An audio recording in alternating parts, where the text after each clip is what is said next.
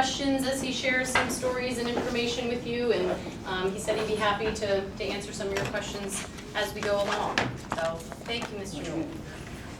As she said, I'm Art Newell, and I went into the service in 1944, and after training at the very beginning of 1945, I went overseas. We were supposed to land in England, but submarine damaged one of our ships. There should be some empty desks. So then they sent us to Le Havre, France, which was a place they called Lucky Strike. And we weren't supposed to be there. So there was no equipment, and it was the coldest winter in history in Europe. And so they found some tents buried in the snow. We had to dig them out, put them up. We still had nothing to eat, nothing to heat the tents with. And Lucky Strike was one of the worst places on earth, you know. Well, after a short time there, they sent us to Le Havre, France. Saarland, Germany. And that was right on the Siegfried Line, if you've ever heard of the Siegfried Line. That was supposed to stop tanks and everything. And so there, I got more or less the baptism of fire. I mean, we were in basements and would have to have somebody standing guard at the door and the window constantly, you know. Well, my buddy, in that first day there, I was standing on the one side of the window, his on the other side, and you couldn't get in front of the window. You had to look out at an angle. And my sergeant come up to tell us that the lieutenant we had down the basement, we had 12 guys in the basement, and he come up to tell us, and this lieutenant was like Rambo, you know. We figured, well, I'll follow him any place. I mean, 6'2", 240-pound, hand grenades and daggers, and everything hanging all over him. Well, with all the bombing and the guys getting killed, he got shell shocked. He crawled back in a hole and he wouldn't come out. So my sergeant come up to tell me and Harry that we had to evacuate him the next day. And he walked up with it. Well, with us standing looking this way, the sniper must have been watching us, couldn't see us. Well, my sergeant walked up within 2 feet of him, standing right by us, and the sniper got him right in the chest, dead, you know. So then the next day, Harry and I are standing at the same window looking out, and we see 25 Germans coming towards us, you know. And I told Harry, I said, let's open up, we have machine guns. I said, well, we'll each open up a machine gun and we'll throw a grenade. He said, no, throw the grenade first, they won't know where the grenade came from. Meanwhile, there was a German sneaking up along our wall. He threw a grenade in the window. And if you can throw it back out right away, you're all right. But we couldn't, it was dark and we heard it rolling across the floor. So I went to get down the basement, and the concussion of the grade hit me so hard it just blew me through the curtain at the bottom. My buddy Harry got wounded. And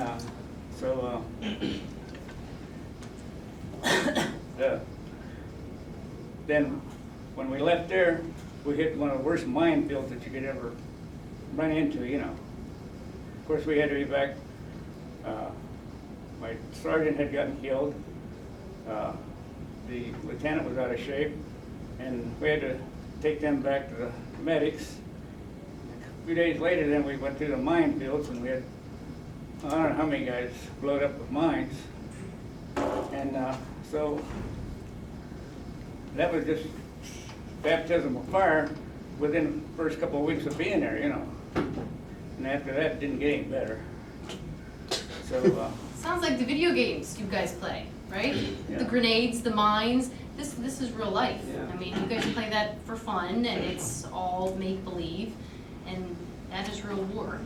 well, like I say, we were in the infantry, and it was the coldest, snowiest winter in history of Germany or of Europe.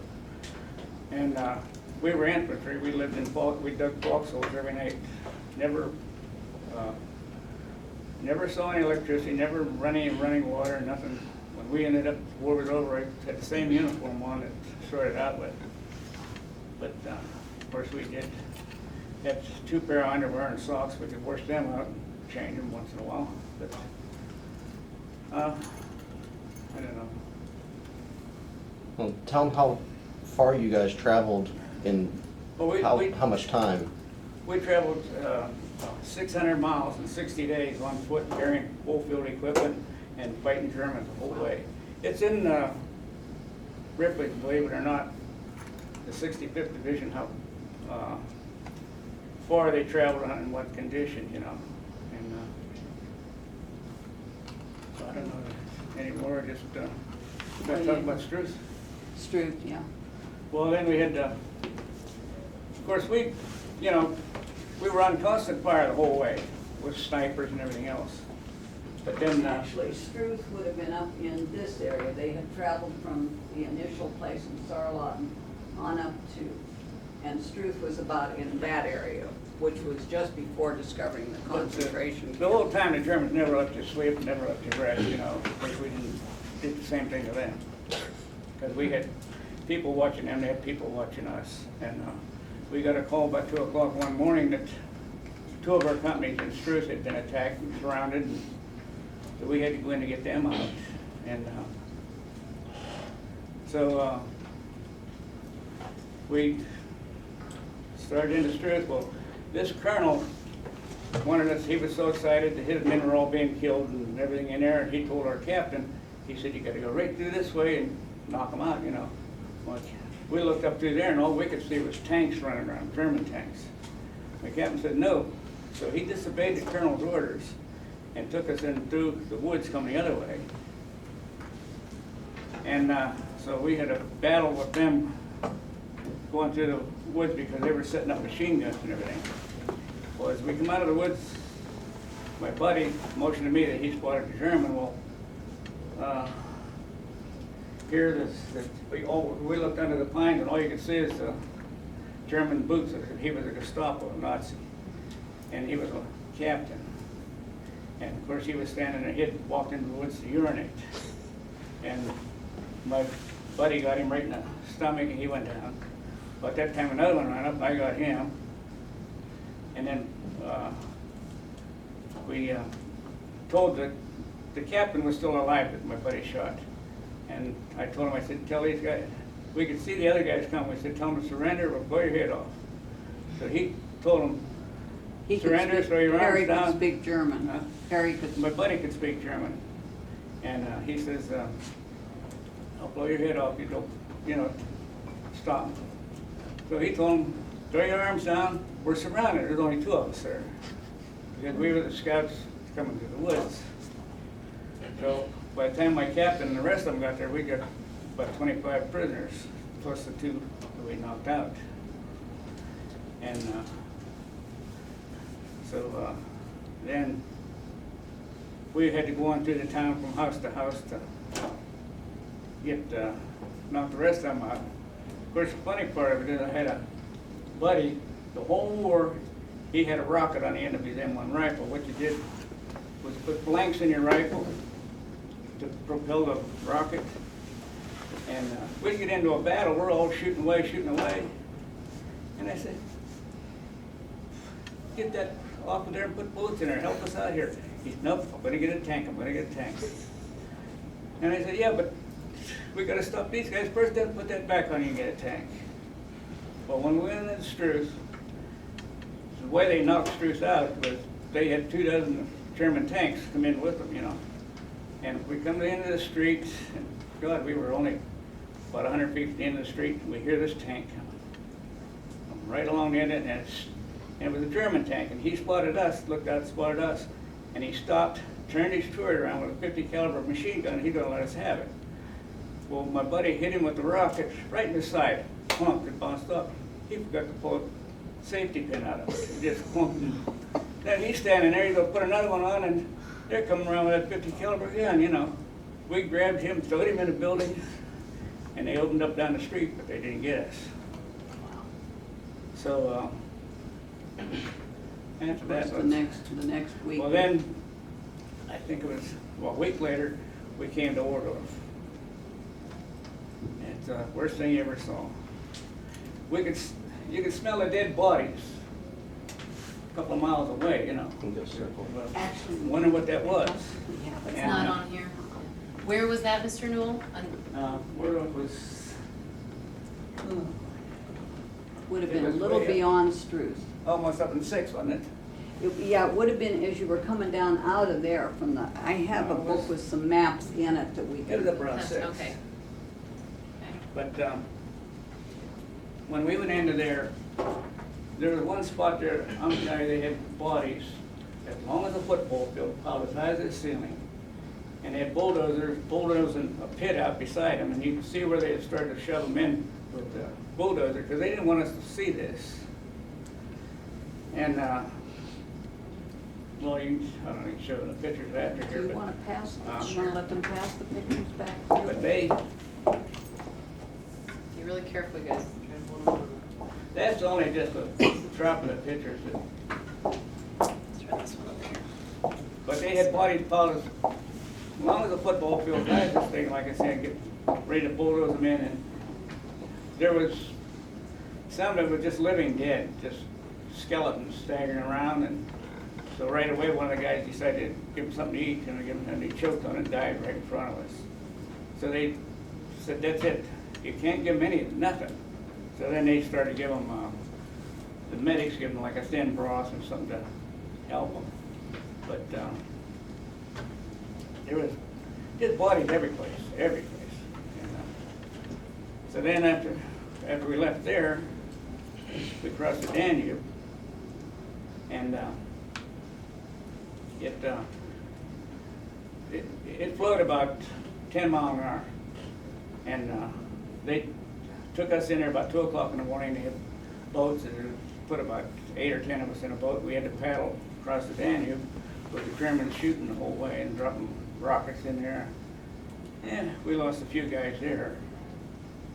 Then from there, we went on into, the war ended about that time, we went on into Linz, Austria. And then after, that's where we met the Russians. And they were something. I mean, you never see anything like the Russians. I mean, dirty, filthy. I mean, we thought we were dirty. But every one of them had watches up both arms that they'd tip off the dead Germans, you know, watches, and they'd want to trade us watches for money or whatever, you know. But so then I went into occupation, and all we did then was stand guard at the each street coming in and out of Lance or different places. You'd be surprised how many Nazi soldiers was dressed up like women. I mean, they had everything, you know, they had boots, everything, and they wigs, and they were all, and you had to look at them to tell it was a man, you know. And we'd strip them down if they had a tattoo. We sent the Nazis to one camp and the regular soldiers to another camp, and they executed the Nazis and the stormtroopers and that. And after that, it just, for me, it was just occupation. I think I stayed over there. The way it worked, if you was married and had kids, you got quite a few points. And the longer you was in, you had points. But I wasn't married at the time, and so I didn't have a whole lot of points. Probably better identify. Or I guess if you was wounded too, you got extra points. Hey, Dad, I'm passing this around. Your picture is on the left. That's And a you would have been, picture what, of about 19 at that time? 19. He was 19, not that much older than, I wasn't much older than you guys when I go there. So are you talking about points that would then get you released from The duty? more points you had, the sooner you could go home. Okay. So you And didn't have being- many points, being young and unmarried, no kids? Yeah. So So, the guys that were wounded, the guys that had a wife, kids, or if you was over there, of course, we was all over there at the same amount of time. okay. So, but I had to stay, well, I stayed over there for another year, Oh, so right. occupation. Of course, one thing that might help to get in their heads is the fact that when my father was their age, he had actually quit school and had a full-time job because all of the men in America had already gone to fight in war because he Right. came into the war All later. the able-bodied men at that time were in the service. Sure, So I sure. could go out and get a real good job, paying good money. So when he was their age, he was working full-time and he wasn't in school. Yeah, that was He never bad. did finish high Wow. school. 15 a years really- old, huh? I had a really good job, I'd make 79 cents an hour. Yeah. Would you work for that today, guys? It was Yeah, my- and that's it was my something you will lunch. look at in much more detail next year in US history and looking at how, World War II, helped to get us out of the economic slump of the 1930s by putting everybody to work. Yeah, So, wow, that's interesting, yeah. Full-time job, what were you doing? Don't mind me asking. Full-time job, 14-15. Running a ram for one thing, and Okay. working on a coil line, bundling coil and stuff they come around. Okay, so then how did you get into the armed forces? Were you drafted into the war eventually? I was drafted. Okay. I wanted to enlist because my brother, my uncle, and that, they were already in a couple of years, they were in the Pacific. Okay, So I wanted to enlist, and my Sure. mother cried and cried. She said, Oh. no, I've already got a son and a brother in there. So I said, okay, and so I'll wait till I'm drafted. Went along, I was drafted. and what year was that? Had to be at 44. 44, and you were over in Europe by 45, right? I left on the John Erickson, actually it was a luxury liner. Okay. They had captured from Okay. Converted to a troop and ship. converted Yeah. into a troop ship. Okay, And, but that was, I think, January, wasn't it? There's, I think January. it was that- originally called the 45, Italia. I went over. It was Okay. captured and converted to a troop ship. And that was January of 45, so. okay. uh, Well, actually, you Sure, left right right into it. around Christmas. They didn't even get to No, go we didn't home get to go on home for furlough Christmas. before they Sure. left at Christmas. Well, the reason they rushed us in there, I don't know, you probably have heard about the Battle of the Bulge. Oh, yeah, Uh, you know about it, right? And if you ever get a chance, watch the movie Band of Brothers. Hmm. Band of Brothers, it's something. Any of you seen that? Band of Brothers? I think it was an It- HBO series, Yeah. correct? Yeah. Yeah. Like 12 episodes or something like that. Goodness, But it tells what it's like. good. I mean, it showed you how they. Sure, I have seen it, it's fantastic. Yeah. Could relate to those scenes, I'm sure, yeah, Mhm. the fighting.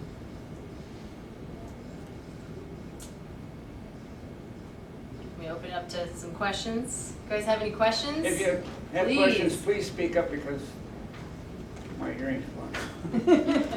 They're not- Come on, guys, get us started. Don't think any question is, Jackson, Yes. great, he's a, How often did you see combat? Something's what? How long did I see combat? how often, he How says, how often? often did you see combat? Well, in the infantry, you saw it every day. I mean, we would be, Patton was one of these guys that, he had to fight, he had to fight. He from, I guess from the day he was a young kid, he said, I'm gonna be a general one of these days and I'm gonna, But anyways, what battle we saw every day was, these snipers would hide up in a building hundreds of yards from where we were, and we'd be going along and they'd pick one of them up, pick one of the guys off, And they had spotters, they knew where we were all the time. And when we were marching, they didn't bother us too much in the daytime while we was going, but they would have their spotters. When we go to start digging our foxholes, digging at night, then they'd let us have it. Mortars, artillery, everything they had. And so that made you dig fast. Yeah. So it made you dig faster. In the infantry, we found out that the faster you dug that foxhole and got underground, and the ground was frozen, and you run into rocks and roots and everything else, that you'd be surprised how fast you could dig. Sure. Do you understand what he's describing? A foxhole? Do you know what that is? Because it's literally where it was the protection that they had overnight when they slept, or digging a hole into the ground, and that was their living environment But throughout the war. If you were underground, Yeah. and they could drop a mortar right from here where that wastebasket is, and they blow out like that, Oh, yeah, And if you're down underground, you're the safe. concussion would shake you. Uh-huh. But I know one time, we marched all day, till from daylight till dark, every day, full field equipment, And when we pulled in this one place, we hurried up, we dug in. And Harry and I pulled our guard duty right after that. We had a couple hours on guard duty while other guys were digging in. And it got so cold and it snowed so hard that we took pine branches and put them over top of our hole. Boy, that kept the wind down, it kept the snow from hitting us. And we were so tired, we went to sleep so sound that my captain got a call at daylight in the morning Yeah. that we had to be someplace to block the German movement.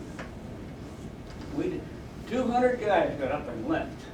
We didn't hear them. Ah, We didn't hear them move. wow. So we crawled out of that foxhole, I don't know, the next day at 10, 12 o'clock, I don't know, we was tired. Yeah. And we go around, Where is where's everybody? everybody at? Here are 2 guys and we're all alone.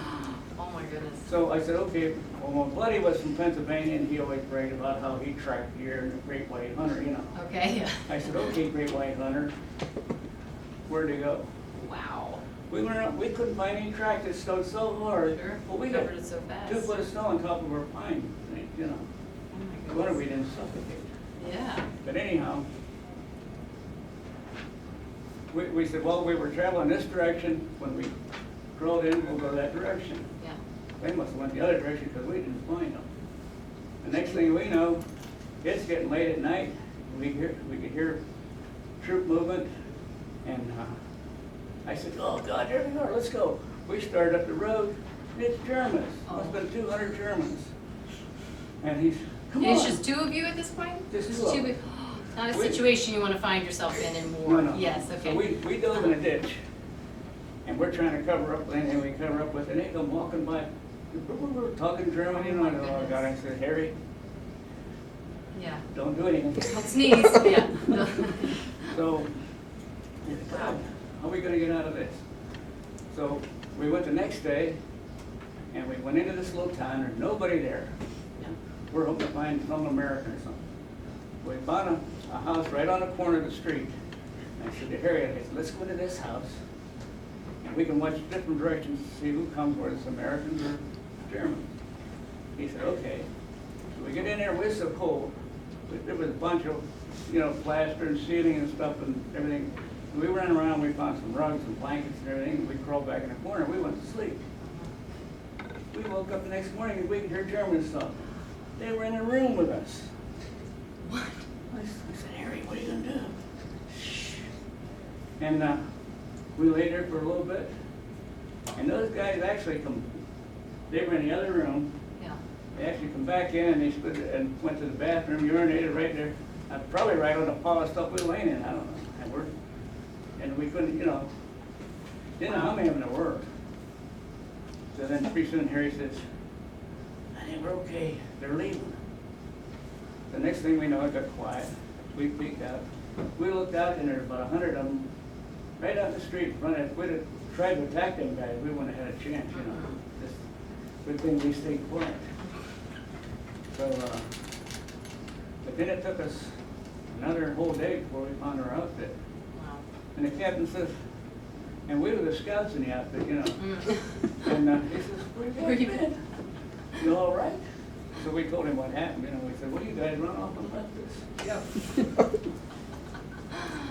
But, of course, then we had another incident. We had a guy in the outfit called Bulldog. Bulldog. Okay. He was, and during camp, he was the most intelligent guy in camp. He was in higher IQ than most of the officers. Clumsy, I mean, he wouldn't bat, we had to bat him and everything else. And so we're on, just one day, Germans got so far ahead of us, they put us on trucks to catch them. So we're on this truck, and it was the first 2 jet airplanes that any of us ever saw. They were German jets. And we seen them come, we go, what the heck is that? And so somebody hollered, German. We ran for the woods, we went back into the woods. Everybody but Bulldog. There's a 50 caliber machine gun there on a turret. He never fired it. He didn't know how to work it. And these jets are coming in and he goes, we're down in the woods like that, and he shot trees 4 inches in diameter off top of them, they're falling off. And the captain hollered, "Who's on that gun?" Somebody said, "Bulldog." The captain said, "Shoot him, he's gonna kill us all." So if we go around, we got a bead on him, we're gonna shoot him. Oh. Next thing we know, he's trying to reload the gun, and somebody hollered, "Okay, Captain, he Yeah. doesn't know how to reload it, we're okay." But Take 'em. luckily, there was 2 of our fighter planes up above these jets, and when they dove on us, when they come back for the next pass, they shut them down. Because probably the German pilots were probably too new for or planes were too new for them, and they overshot us, didn't get us.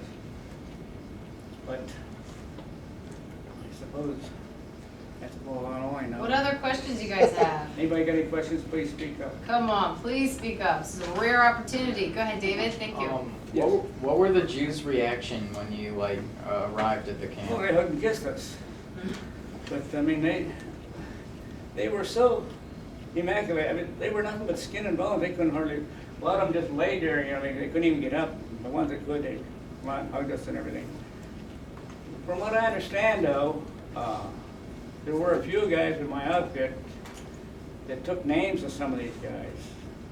And here, last few years, they've been contacting some of them that are still living, you know.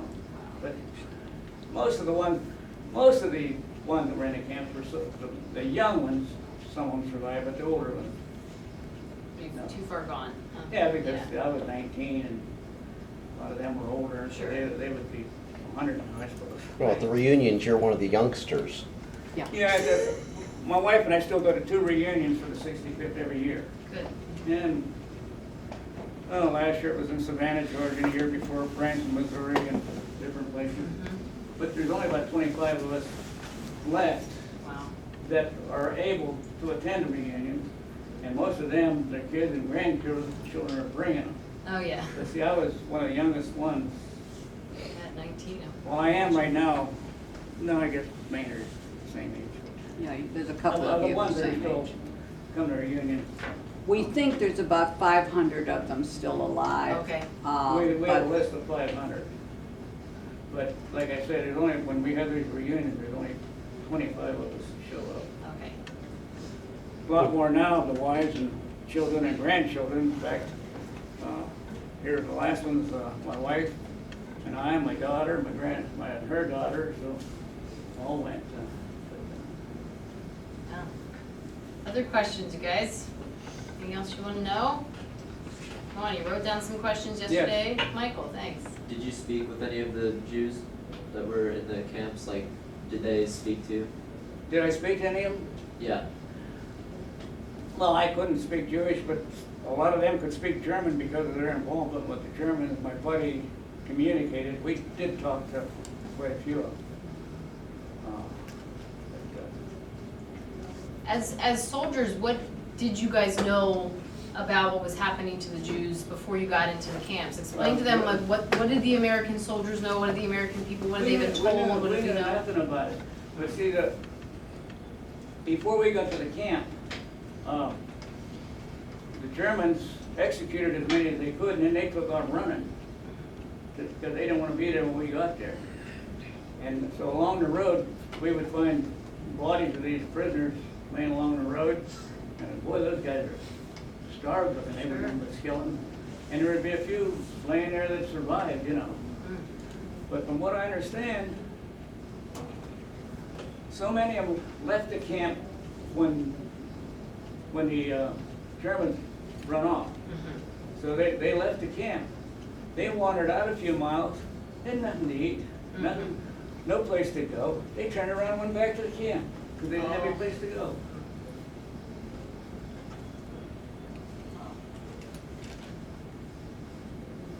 So, any questions? How much were the packs that you guys carried around?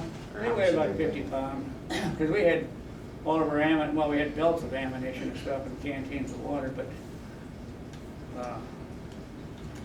when we first started out, a lot of times they weighed 50 pounds because we had food. They would run out of food, and we actually, a lot of times had to steal food, or not steal, liberated food from the basements and or anything that the houses that had any food left in them. Sometimes we even took food out of the Germans' packs after we killed them. They just couldn't- Survival, yeah, They couldn't keep up with supplies. sure. Main thing they couldn't keep up with was gasoline, or some infantry, we didn't use any, but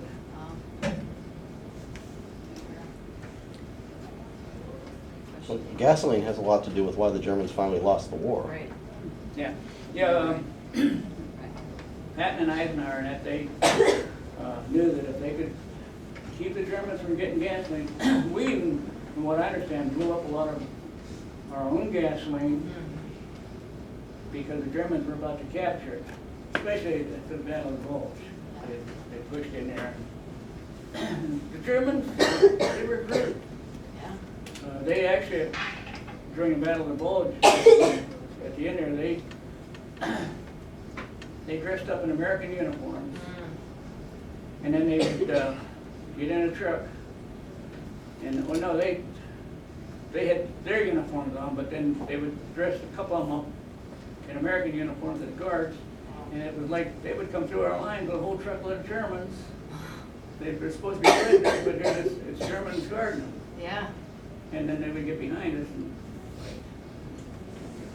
so sure. that after that, it didn't matter whether American truck, American officers, what, we had to stop them and ask them what they knew about something, questioning them, you know, like Right. ball teams and different things. If they didn't know it, then we considered them Germans. Sure. Now, you said at the very end of the war, so many of those Nazi officers were executed immediately. We talked about briefly, the war crime trials yeah. that were held at the end of World War II, Well, you know, and how many would you say were just executed immediately, and how many of those were actually put through some kind of Well- legal proceedings and tried? probably quite more than you're allowed to tell. Right, I would Because think so. now, Yeah. you know, then, they didn't have him reporters embedded with us. We never saw reporters. It didn't show up on Ernie Paul was the YouTube. only one, No yeah. Yeah. CNN. And, so now they've got reporters embedded with these guys. Uh-huh, And if you do something wrong, the world knows about it, yeah. everybody knows about it. But what we did, Sure, nobody knew about it. And it changed all of our, you know, when we first went over there, it was Americans fighting the Germans fighting Americans. Fighting, you know, Yep. you're protecting your country, they're protecting theirs. But after we saw Ordorf and Mauthausen, the camps, seeing what they did, we didn't take prisoners. no, yeah, They come out, comrade, bang, you're done. You couldn't- yeah, no mercy at that point. It changed your feelings. Of Sure. course, you're not allowed to shoot prisoners, but It happened. it happens. Sure, many people, Back then, yeah, don't back blame then you you. could do it. Not Yeah, now. yeah, Can't do it now. a lot different. Good. What else, other questions? Thanks, Ethan. Besides the reunions, did you have any other type of contact with all the soldiers in What's that? the unit?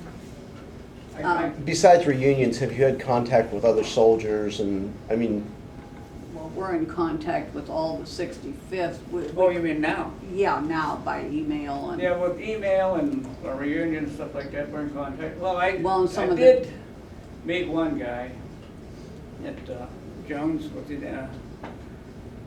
Oh, are you talking about Mr. Yost that we went to see? well, that one, and plus, I went on the honor flight, Oh, yeah. Good. what, 3 years ago? yeah, why don't you tell them all about And- it? That is, Huh? Yeah. tell them us about the that. honor flight, that's, I went Yeah, on the that's honor great. flight. Tell them what that is, you know, Well- yeah. The honor flight it's only for World War II veterans. Now, they say that later on they'll do it for the Vietnam and Korea. Korea veterans, but right now, the World War II guys are getting old enough that they're taking them on this honor flight. Well, and if my wife wanted to go, they wouldn't let her go. And they would take a guide with every 2 or 3 A guns. guardian And they for, call them guardians. because some had to be Okay. some were in wheelchairs. Okay, Oh, God, there was probably 200 guys on the flight, and we went to Washington DC. And when we entered Washington DC, they had a dozen motorcycle cops pull into an intersection and you went flying by, we didn't stop for any stop signs, red lights or anything, we went right through to the memorial. Yeah. And they fed us real well, constantly give us water to drink and food to eat, and I mean, just everything, you know. And the wheelchair guys, they would get them and take them off the plane first.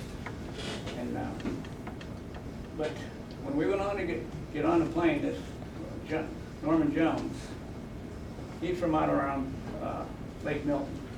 Okay. His son was our guardian, just him and I and his son. And he was in the Battle of the Bulge. And he got hit directly with an 88, which is a big shell.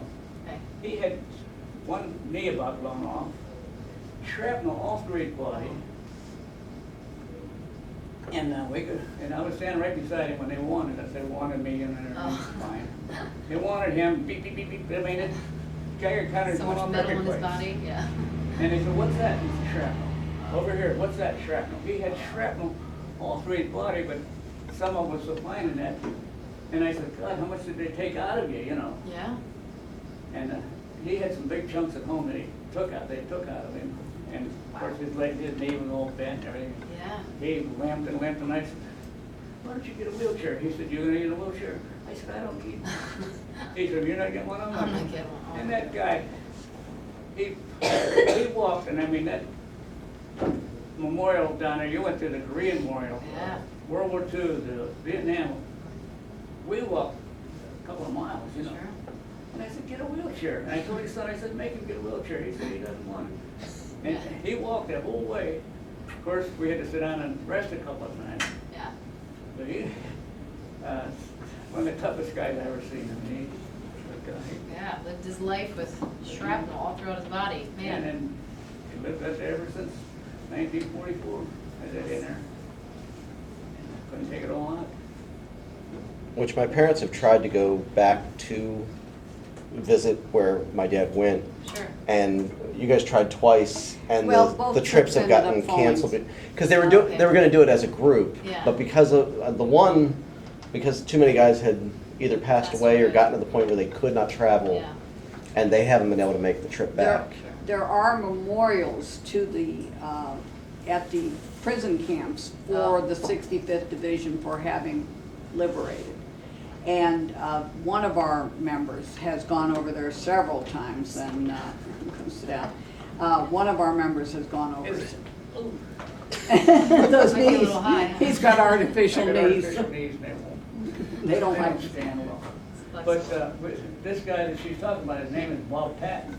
Oh, He's okay. not related to I John think I Patton. saw him on the website. I was Yes, looking at he's this. the- he- Yeah. Have you ever look up anything on Bob Patton? I mean, Yeah. this guy has been back to Germany, God, at least a half dozen wartimes. And actually, Google has an interview with a Frank Hamburger that was Okay. from the 65th about going into Ordor. Okay. And he gives he's a Southern man, he talks rather slowly, but he gives a good, and I think Bob Patton has one on too. Yeah, Bob Patton, yeah. But There's several. Bob, at every one of our meetings, he'll say, hey, guys, I found another concentration camp we liberated. So here we go again, he wants another donation. Oh, So Memorial. sometimes he'll only ask for $500 or $1,000, Yeah. you know, for the group to donate and put the flag up. you know. Black up,